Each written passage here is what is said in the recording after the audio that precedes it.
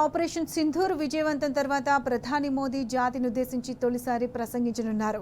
ఇవాళ రాత్రి 8 గంటలకు ప్రధాని మోదీ భారత్ పాకిస్తాన్ ఉద్రిక్తతలు, కాల్పుల విరమణ ఒప్పందం గురించి కీలక వివరాలను వెల్లడించనున్నారు.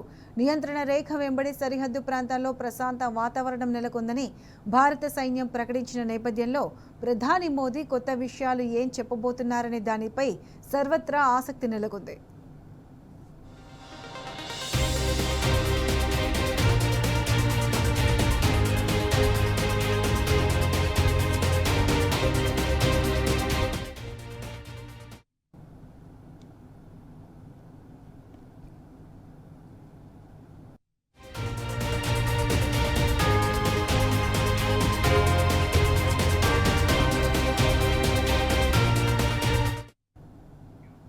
పాకిస్తాన్ కాల్పుల విరమణ ఒప్పందం ఉల్లంఘించిన నేపథ్యంలో ప్రధాని మోదీ తదుపరి నిర్ణయం కోసం దేశమంతా ఎదురు చూస్తుంది.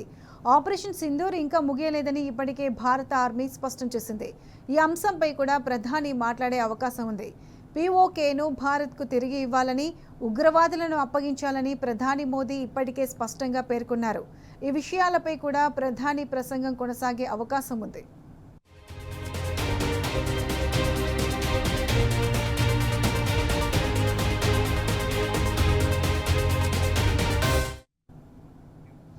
భారత్ పాకిస్తాన్ల మధ్య కాల్పుల విరమణ ఒప్పందం కొనసాగుతుండగానే జాతీయ భద్రతా సలహాదారు అజిత్ దోవల్తో మోదీ ప్రత్యేకంగా సమావేశమయ్యారు. భారత్ పాక్ చర్చల నేపథ్యంలో వివిధ అంశాలపై వీరు దృష్టి సారించినట్లు తెలుస్తుంది. అంతకుముందు రక్షణ మంత్రి రాజ్నాథ్ సింగ్, సిడిఎస్ అనిల్ చౌహాన్, త్రివిధ దళాధిపతులతో ప్రధాని తన నివాసంలో భేటీ అయ్యారు.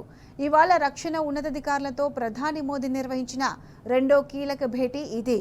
ఇలా వరుస భేటీలతో పాక్పై తదుపరి చర్యలు ఏమిటన్నది ఇప్పుడు ఆసక్తికరంగా మారింది.